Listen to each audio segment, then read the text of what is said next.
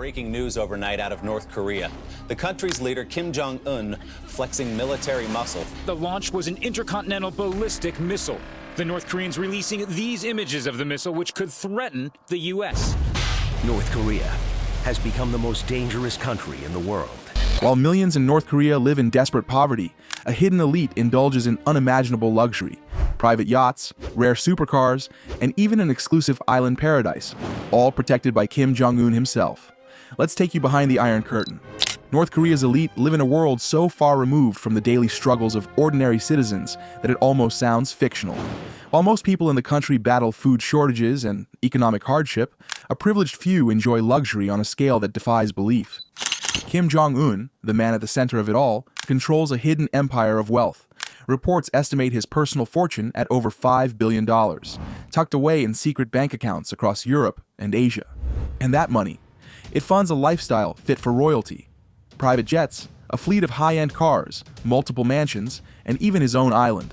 Kim spares no expense. His aircraft, nicknamed Air Force Yoon, ensures he travels in style, while his 260-foot yacht, worth over $8 million, gives him a luxurious escape from daily affairs. The man has a taste for the finer things. His diet includes some of the most exclusive foods from around the world.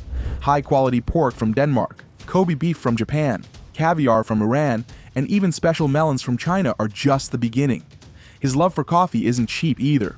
Records show he spent nearly $921,712 on Brazilian coffee in 2016 alone. And when it comes to alcohol, Kim's collection is nothing short of extravagant. In the same year, he reportedly spent $33,000 on American spirits and $95,394 on German wine.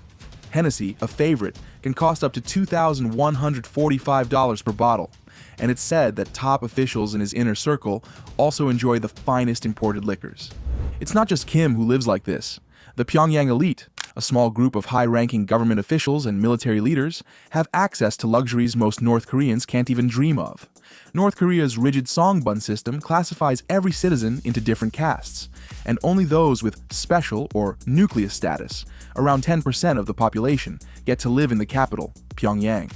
Within this elite class, life is vastly different from the rest of the country. Their homes are mansions, their wardrobes include brands like Chanel, and their wrists are adorned with Rolex watches. While most people in North Korea survive on a few dollars a month, these elites take home thousands of dollars, not as a salary, but more like an allowance, since housing, food, and other essentials are heavily subsidized. And then there's Kim's obsession with appearances. His fleet of luxury vehicles is proof of that. Rolls-Royces, Ferraris, and a bulletproof Mercedes Maybach Pullman, all smuggled into the country despite international sanctions. Even his living arrangements reflect his paranoia and need for luxury. Unlike most world leaders with one or two official residences, Kim has a staggering 17 palaces spread across the country. His private island is rumored to be a getaway he frequently visits, away from the prying eyes of the outside world. And when land isn't enough, he turns to the sea. His 180-foot super yacht is often seen near the Hodo Peninsula, a private bay near his family home in Wonsan. In July and August, he disappeared for weeks, sparking rumors that he had escaped the country's severe flooding by retreating to his floating mansion. Satellite images later confirmed that the yacht had been moved during this time. This isn't just an ordinary yacht, it's a floating amusement park. Reports suggest it includes a football pitch, a water slide, and even theme park-style rides. His love for amusement parks isn't new. He's known to have taken secret trips to Disneyland in Tokyo as a child in the 1990s. North Korea's ruling elite live a lifestyle that feels like it's from a completely different world compared to the rest of the country. While ordinary citizens face constant power outages and food shortages, the privileged few in Pyongyang enjoy luxuries that rival those found in the most upscale cities worldwide. Fitness might seem like an unusual focus for a country with widespread malnutrition, but the elite are surprisingly body-conscious.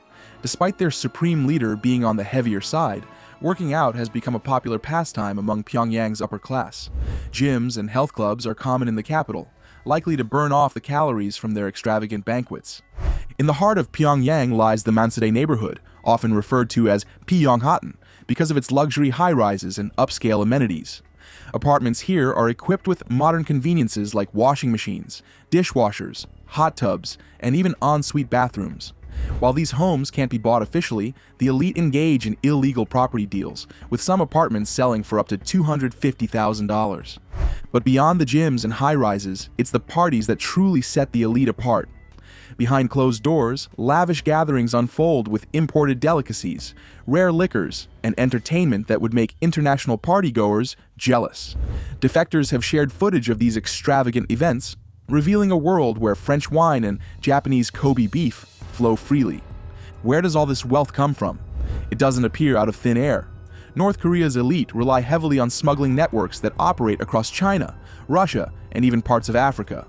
Despite international sanctions, luxury items like Swiss watches, Italian suits, and premium European wines consistently find their way into the capital. Black market stores, largely ignored by the government, are scattered throughout the city, offering everything from high-end electronics to gourmet chocolates. Fashion plays a significant role among the elite. Strict dress codes might apply to the general population, but the privileged few embrace global trends. Western brands like Nike and Gap have become favorites among younger residents, while top-tier names like Christian Dior and Chanel are seen as essential by the upper class.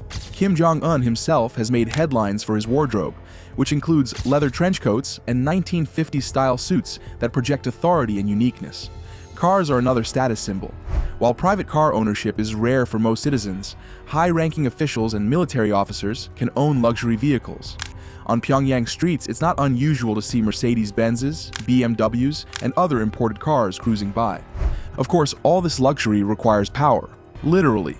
While most of Pyongyang deals with frequent blackouts, the elite's homes remain brightly lit, thanks to private generators. Access to running water is also essential, given the presence of hot tubs and modern kitchen appliances in their apartments. Communication is another area where the elite enjoy privileges. While millions of mobile phones exist in the country, most are heavily restricted or monitored. Only trusted members of the elite are permitted to own multiple handsets, and it's said to be cheaper to buy a new prepaid phone than to top up an old one. These phones allow limited access to an internal North Korean network, but no contact with the outside world. And then, there are the pets. Pedigree lapdogs have become a status symbol in Pyongyang, with Chihuahuas and Malteses imported from China commanding high prices on the black market. However, owning these pets comes with risks. In 2020, Kim Jong-un ordered the confiscation of many dogs, branding them as symbols of bourgeois ideology. Yet the dictator himself reportedly kept German Shepherds and Shih Tzus for his private enjoyment. For those at the very top, the perks go beyond Pyongyang. Kim Jong-un is rumored to have a secret tropical island, accessible only to his closest circle. This island boasts private beaches, jet skis, and even a golf course. The luxurious lifestyle of North Korea's elite comes at a steep price, not just for the nation, but for the elite themselves. While high-ranking officials enjoy imported wine, expensive cars, and lavish banquets, the rest of the population struggles with daily survival. The UN reports that more than 40% of North Koreans are undernourished, yet resources continue to be funneled into sustaining the elite's extravagant lives. The regime uses this luxury as a tool to maintain power. Those who demonstrate absolute loyalty are rewarded with access to high-end goods, while any sign of disloyalty can result in sudden disappearances or public executions.